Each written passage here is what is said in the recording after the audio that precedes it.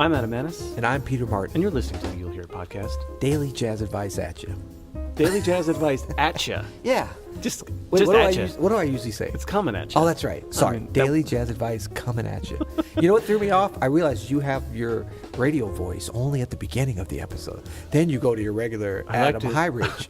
I like to keep it professional until I don't find the words to say no more. No, but that's great. It's always so inspiring, but it makes me nervous. Don't make me nervous. What do we got for the Thursday episode, my man? Well, we have a voice memo, a speak pipe, as it were. We have one of our beautiful listeners from France, I believe. This is Pierre, who asked a question, left us a nice voicemail, showed us a little love. I'll tell you what there's none of in High Ridge.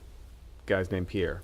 You're not going to last very long. I don't think there's a single guy in High Ridge named Well, Pierre. And I'm just assuming he's from France, not only because of the Pierre. I've been known to be called Pierre myself over the years. It's the French version. But I think when we hear his accent, we're going to be able to identify him as either Western Swiss or Central French. I'm not sure. Look at this guy. Okay. Yeah.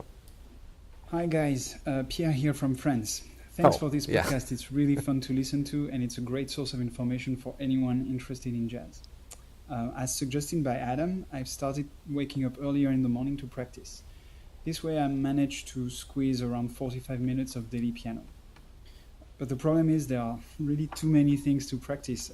Harmony, melody, scales, voicing, comping, what else? Ear training, transcribing, practicing classical pieces and the like. And it's pretty overwhelming for a beginner like me.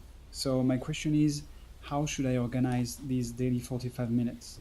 Should I dedicate entire practice sessions to just one topic? Should I do a little bit of everything every day? What would you guys recommend for a beginner like me? Thanks. Thank you, Pierre. That's a great question. It's a really good question. Yeah, and I would say first, you do not need to dedicate any time to English because your English is perfect. Yeah. Although you have the slight accent, very impressive use of the English. Better than most people in High Ridge. Well, I wasn't going to say.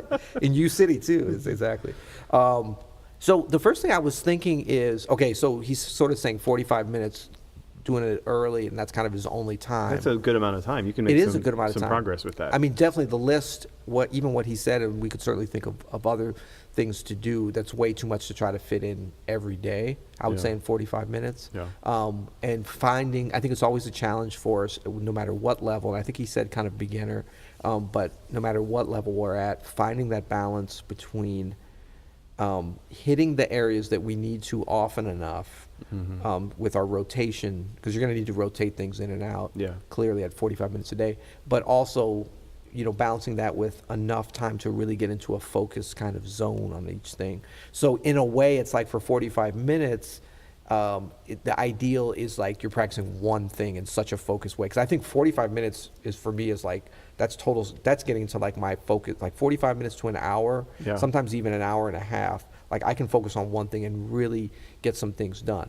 But I'm thinking if you do that, maybe what he could do is every few days do just one thing, but maybe 2 to 3 per day. That's kind of the pattern that I've kind of settled into here this year, is that I will rotate things in and out, but I won't do more than 1 or 2 things usually in a short practice session like that. Yeah. It's hard to get more than that in and really get the most out of it. Yeah. Now, as a beginner, I guess maybe you could shorten things up because you're getting a lot from very little. But, I would... Maybe 3 max, we could say. Maybe 3 max, and don't worry about missing things. I think that's the main thing, right? Is, Pierre, you have... I mean, especially if you're doing this regularly, which I commend you for changing your schedule to get up. That shows a real commitment, and that's hard to do. Yep. And but if you're in it for the long haul, don't worry about, I'm not hitting this today, I'm not hitting this week, I'm not even hitting this month. Right. It's going to happen. You're going to have time. You're going to kind of naturally rotate out of the scales you were working on because you're just not mentally in it as you were, and you're going to realize that, and then you're going to get interested in something else, and you're going to want to work on that. But if you're trying to like progress at a certain thing, focus on that. Yeah. Spend some time focusing on that. Maybe it's like this week I'm doing scales and voicings for solo piano for tunes. You know what I mean? Yeah. Like, and that's what I'm really focusing on. And I don't care that I'm not practicing improvising over the tunes. I'm just practicing my technique on scales, and I'm practicing my voicings, and that's it. Yeah, and I would say I just want to reiterate what you so eloquently said just now, which is not, doing whatever you have to do for your mindset so that you're not worrying about what you're not doing. Because there's always, with any kind of artistic endeavor, with any kind of endeavor, period, there's always this kind of, paralysis creep that can come into your mind as far as like, well, why don't you do it like this? Why don't you do this? Totally. Or maybe you should practice this. Now you've wasted 10 minutes just worried about what you're not doing. Where, and you said this before, it's like have a plan. Yeah. Remember, it's like number one, listen. For practice, it's like number one, have a plan Totally. of what you're going into. Now, be flexible to adjust from that plan sometimes. It's not a rigid, inflexible plan. But I think like if you were to take 3 things that you want to practice, and for me, when I have this kind of time for something, I'll try to do it the night before. Even though you might be tired or whatever, see if you, or even the afternoon before, like put that plan together of the 3 things, and just to give you a little bit of framework that may work for you. Beginner is one thing, but there's a lot of, even within that gradients of levels, but you might think about, kind of technique and scales as being, say, one of the things, working on a tune, like kind of repertoire, and then doing something ear training wise. That could be your kind of 3 main areas. But you would pick kind of what your activity is going to be for each of those. Like for the scales, it might be maybe half of your major scales and you don't know the others. So you're going to work on, the A flat major scale for 15 minutes. Yeah. But the plan would be a little bit more granular in terms of going to do it hands together, going to do hands alone, 2 octaves, the different ways to practice. So then you've got something to go on. Yeah, I think the plan, that's super important. Write it down. Write it down the day before. Write it down before you sit down at the instrument. No matter what you do, no matter how you do this, I think that's it. Yeah, and then it becomes a nice kind of accountability thing for yourself. You're already in the routine, which is great, of having the discipline of getting up and doing that. And if it's a good time for you to focus, and I would just say that, like sometimes if maybe you get to the point where you're doing that 45 minutes in the morning and you feel very focused and like have good energy, and then maybe like at the end of the day, you've got a little bit more time. This happens for a lot of people if you're working or traveling or whatever. But maybe that's not a great time to be like focused regimented practice. Maybe you just take 15 minutes before you go to bed to just play. Yeah. Just kind of more free form and let some of those things, and then you don't have to work that part into your morning practice. You know? Another way, Pierre, that you could approach this with your 45 minutes, which is like a really great time, that's a really great time to knock out one idea too. And I often think about this sometimes where I'll be like, you know what, I have those one voicings that I don't really have in all keys. That's what I'm doing for the next 3 days. Like I have 45 minutes, I have an hour every day. In the morning, I'm going to just do that. Like I actually did this last week where I had these new sort of 3-note voice leading ideas in my left hand, and I was like, all right, I'm tying my right hand behind the chair for these practice sessions, and I'm just because sometimes like you tie it? I did not, but That's mentally discipline. Mentally I did. You know what I mean? And it's like I'm just getting this today. That's what I'm doing today. I'm getting this so that you're not going to get it really. You're not. It doesn't mean you have to get it, but like I'm only working on this. I'm focusing just on this thing. And I love this concept, and we've talked about this before, and I've been preaching this for years, practicing it and preaching it. But I heard a great term the other day from someone that I think really applies to this: discipline equals freedom. So this is like this very disciplined, what we've called restrictive practice, disciplined practice.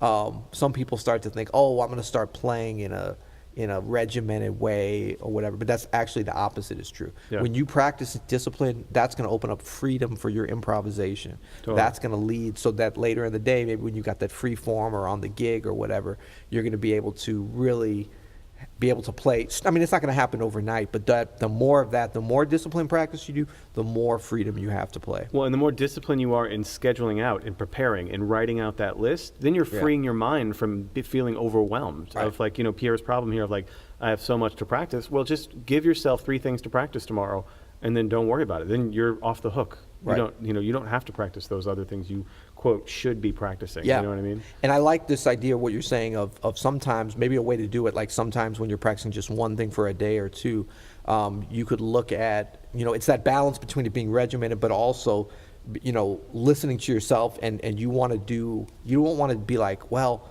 I wanted to practice. I had this feeling that I could really get something out of practicing one thing, but Peter and Adam said do 3 things. So maybe you do, but you do still want to have a plan. So maybe 2 or 3 days you practice the 3 things, and then you rotate to 1 day of just practicing one thing that you feel would be the most beneficial at that time. Yeah, I think that's a great. I mean, that's going to happen naturally. We get bored with things, and I'm bored, and I want to do something else. Yeah. But it is good to switch it up. Yep. It is definitely good to switch it up. And what we talked about the other day was in terms of self-awareness. That the more you can get in tune with that self-awareness of yourself as a player, like strengths and weaknesses, that can start to dictate how you split up your time and make those decisions. But Pierre, I think the most important thing to take away from this is that this feeling that you have of being overwhelmed, it's a very common feeling. We all have it. Oh my gosh. And it can be kind of crippling for some people, but give yourself the freedom to not practice everything all the time. Right. Give yourself that permission to not feel like you have to do it all. You have time. You have, if you're committed to practice like you say you are, waking up early, that means you're probably in Are it you for, doubting him at all? You sound no. Okay. I'm just trying to give him some affirmation. If you really are committed, you are committed because you're waking up. So you Right. obviously are in it for the long haul. So Right. you have time. Focus on things that actually make you better, that need addressing right away, and prioritize those, and then go down the list. Well, and the great thing about music, but what can be kind of a danger for us in our practice routines is that no matter what age you are, if you're kind of a beginner as a pianist, as a musician, you sort of go back to being a child, which is great. And that mindset can really help you with your development in an artistic endeavor. But the thing about it is that I totally forgot what I was going to say. I kind of zoned out there a little bit. Your mind went back to like a child. I did. I went to that childlike spirit. And then it's just... well, it's like a child. It's just like, look, a balloon. Do you have Pokemon Go on your phone? Oh, is Pokemon Go back again? Dude, my son is obsessed with Pokemon really? Go. Man, I mean, nice. he can talk about Pokemon for hours. Wow. At you. And you don't but even not have the cards. They're not up on the cards He has anymore. all the cards. He can't even read the yet. Cards. Okay. Well, those are hard words on there. Well, Pierre, thanks for the great question. This Yeah. is definitely something, like I said, that everybody deals with, and it's feeling overwhelmed is easy to do because you feel like, there's all this stuff. We talk about all this different stuff all the time, but you have time. Focus. That's right. Stay focused on the things that matter right now. Okay, I remember what I was going to say. So you've got the childlike mentality where you're kind of drifting around like I just was, right? What's going on? Huh? Oh, sorry. Yeah. That was good. Yeah. I was like, wow, I thought something was really happening. Yeah, but so what the part, and that's great because that'll give you that inquisitiveness and that sense of discovery that's going to propel you forward. You remember when you were a kid and you'd learn and you'd do, like your son with the Pokemon, learning the names and everything. He's not like, wow, I spent hours on this, working at my discipline. No, he's just doing it because it's fun.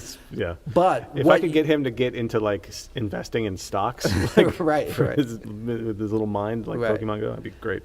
But the thing about it is that what you don't have when you have that childlike kind of mentality is the vision to know 3 months down the road, 6 months. So then you want to put your adult mind back on. So to your point about you're spending that 45 minutes a day, you can relax and not worry about what you're not doing because think about where you're going to be in 3 months. Think about where you're going to be in 6 months. Just like anything that you work on, if you get into gardening and you spend 45 minutes every morning, even if you're not doing all the right fertilizer or the right seeds or whatever, but you're in there learning and trying to do some of the good things that you know to do, your garden is going to flourish. It's going to grow eventually. And you might have rabbits like we do that come and eat it all because it flourishes so well. But that's we can't be responsible for that here at the You'll Hear It podcast. Well, that's a good point. I'd like to thank your childlike brain for coming up with that. Yeah, thank you. Can I get something? Can I get an ice cream cone now, Daddy? Okay. No, but you can get a T-shirt at you'llhearit.com. I want a T-shirt. I want a T-shirt. How'd you like that transition? I want it. I'm a bratty kid. I'm gonna make a GIF of this. A GIF? What's a GIF, Daddy? I've become a little angry, like little Chucky. I know. Little Chucky clown kid. Might have our third edit of the podcast for this. Never, no edits. Hashtag no edit. Hashtag no edit. Lou Donaldson in the house. What's up, Lou? So you can go to you'llhear.com. You can get a T-shirt. You can say what's up. You can ask us a question. You can leave us a voicemail. You can go to iTunes Podcast, Apple Podcasts, Google Podcasts, and leave us a rating and I don't review. want to overstate it, but the you'llhearit.com is like a virtual meeting place for all things you'll hear. Wouldn't you say that's a way to? I would say that's overstating Oh, it. sorry. Okay. No, it actually is. There's a lot of people hanging It's out there. virtually a meeting place. It's virtually. No, there are people hanging out there asking questions, and we're in there sometimes too, Yeah. answering questions. Yeah. So go there and. We have a little redesign. We got a new logo. How you feel about the new logo? It's on the new T-shirt. I like the new logo. Shout out to Dan, and I think Clara helped with that too. That's so right. Shout out to Dan and Clara for the new logo. Thank Right. you for that. So yeah, until tomorrow. You'll hear it.